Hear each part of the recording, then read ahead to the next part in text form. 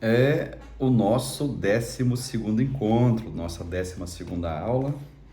E eu vou pedir para você, pode comentar à vontade esses vídeos, essas aulas, pode concordar, pode discordar, pode fazer pergunta, pode deixar like aí se você quiser também, pode também, se desejar, inscrever-se nesse canal. Tem muitos cursos aqui no canal, todos gratuitos, você não vai estar pagando absolutamente nada, tá certo? É um prazer até tê-lo aí do outro lado da tela, aprendendo mais da palavra. Estamos tratando de epístolas gerais, já passamos pela carta aos Hebreus.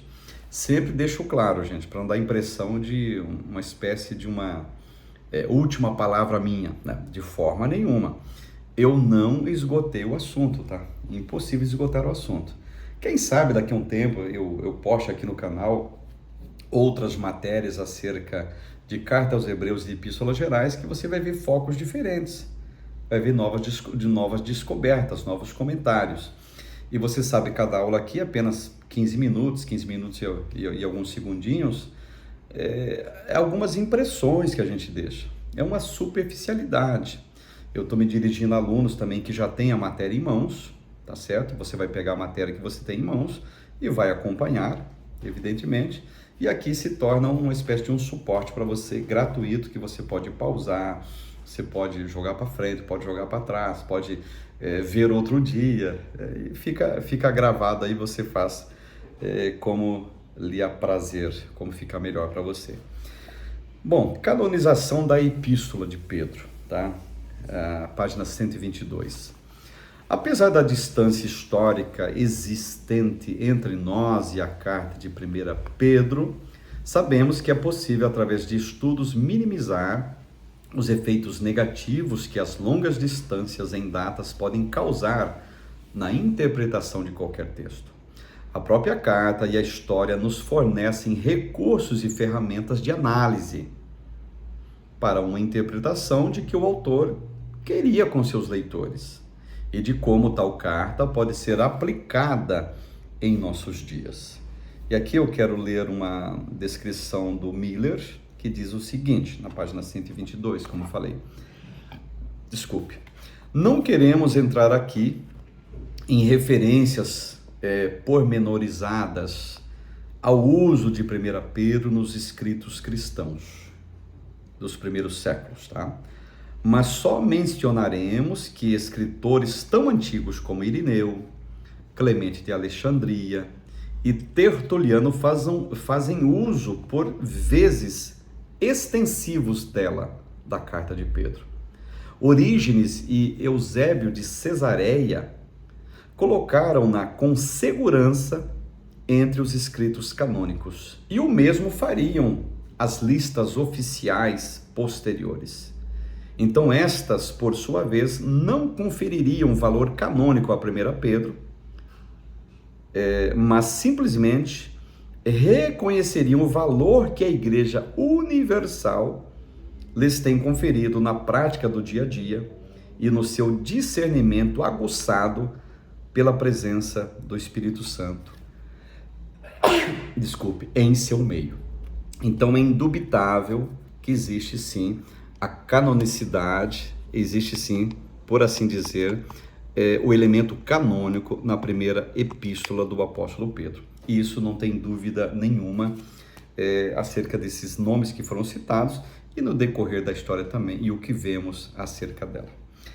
Muito bem, na página 123, para quem tem a matéria, é oferecido aqui um esboço também da carta, tá? Um esboço interessante.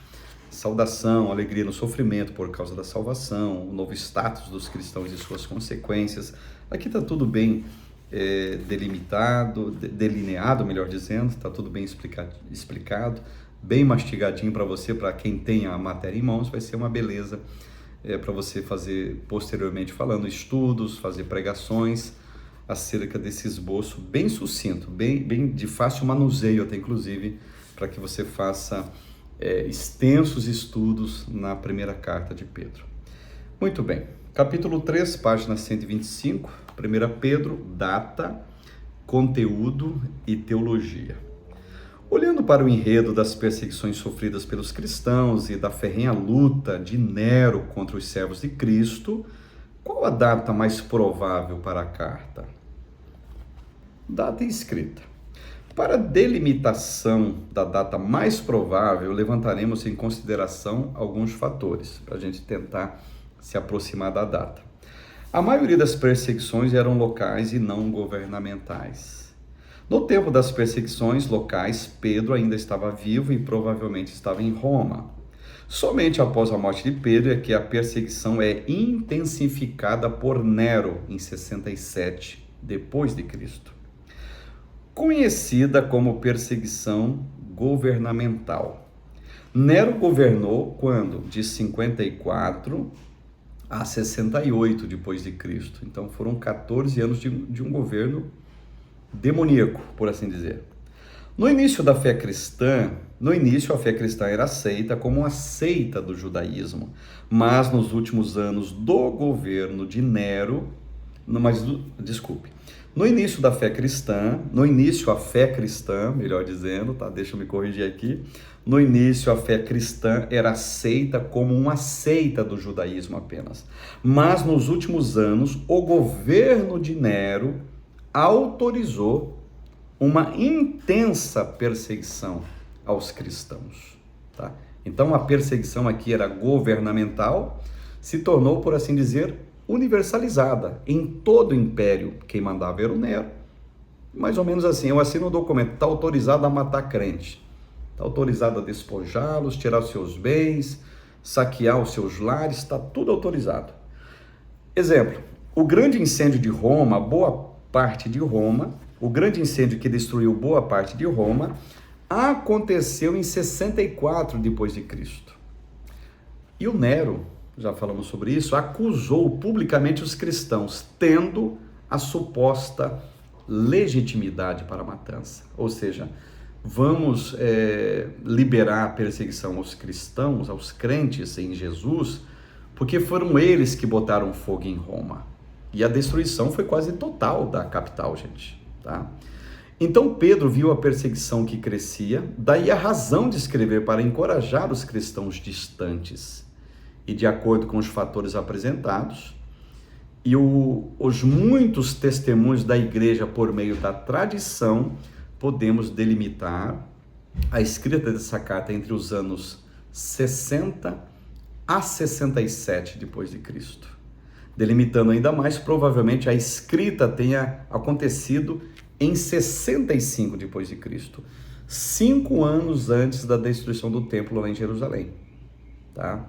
Aqueles que acreditam que a carta foi escrita não por Pedro, mas por seus discípulos, deram a escrita entre o ano 65 e 80, que não é o caso aqui, tá? A carta quem escreveu foi Pedro, antes da destruição do templo, por volta do ano entre 60 a 67. Foi nesse período de muita e ferrenha perseguição governamental.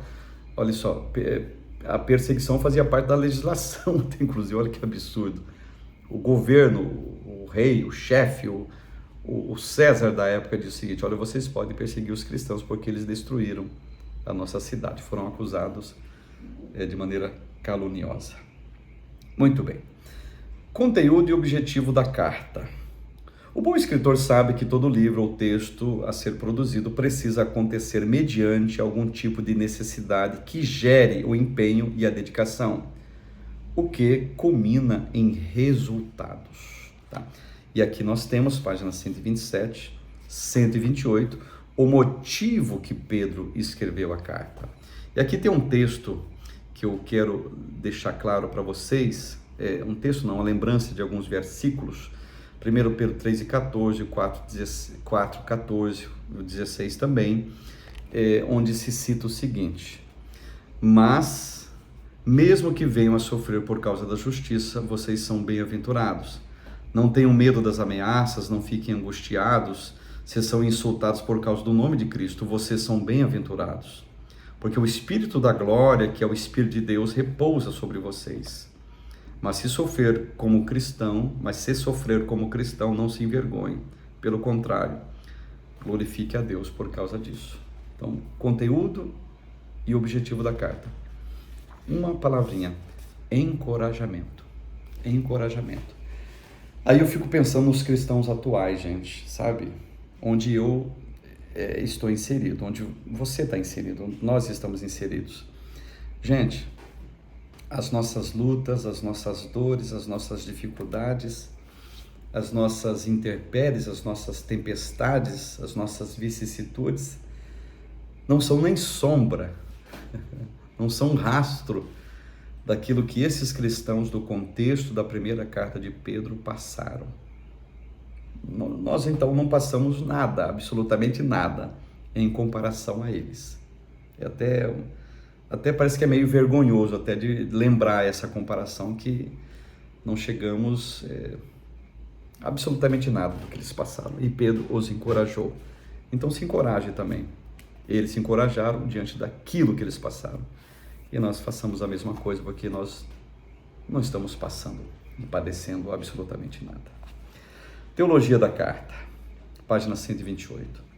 Significativo é o ensino que essa carta oferece sobre Cristo, salvação, escatologia, ortodoxia, entre outros. Para análise do conteúdo teológico é preciso observar o motivo da escrita, uma vez, por exemplo, que assuntos como heresia não aparecem de maneira significativa. E isso porque o motivo principal de Pedro era de consolar e de encorajar os irmãos. Ele dedica mais tempo nesse assunto lá na segunda carta dele. Na primeira carta, não. Ele não dedica assuntos, digamos assim, de profundidade escatológica.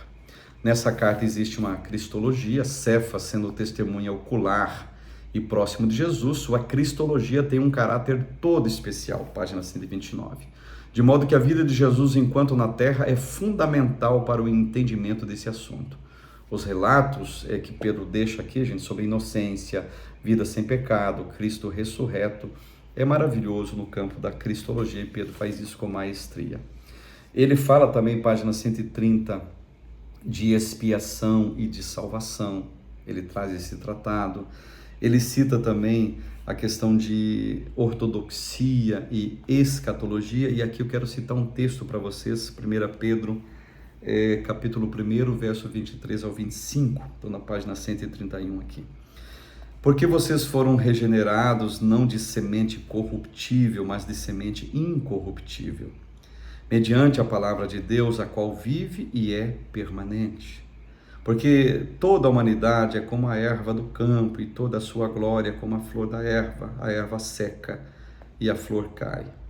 Mas a palavra do Senhor permanece para sempre. Esta palavra é o evangelho que foi anunciado a vocês.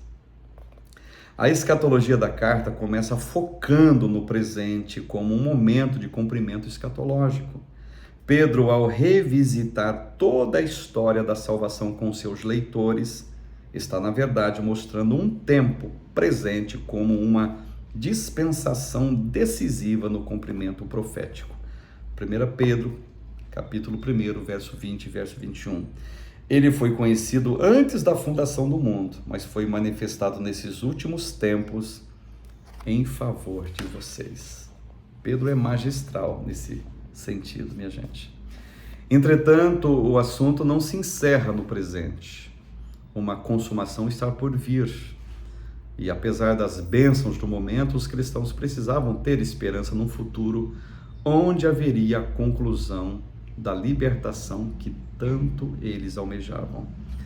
1 Pedro, capítulo 1, verso 3 a 5, diz assim: Bendito seja o Deus e Pai de nosso Senhor Jesus Cristo, que segundo a sua grande misericórdia nos regenerou para uma viva esperança, mediante a ressurreição de Jesus Cristo dentre os mortos, para uma herança que não pode ser destruída, que não fica manchada, que não murcha e que não está reservada nos céus para vocês, e que está reservada nos céus para vocês, que são guardados pelo poder de Deus, mediante a fé, para a salvação preparada para ser revelada no último tempo. Pedro tinha essa expectativa escatológica. Então os versículos mostram uma salvação que ainda está por vir, e é iminente. Isso, de fato, traria ânimo aos cristãos dispersos quando passavam a entender que o sofrimento presente seria limitado, existindo no futuro uma felicidade maravilhosa, embora durante algum tempo a caminhada aqui na terra fosse hostil e muito difícil. Mas Pedro traz esse lenitivo para os irmãos da época.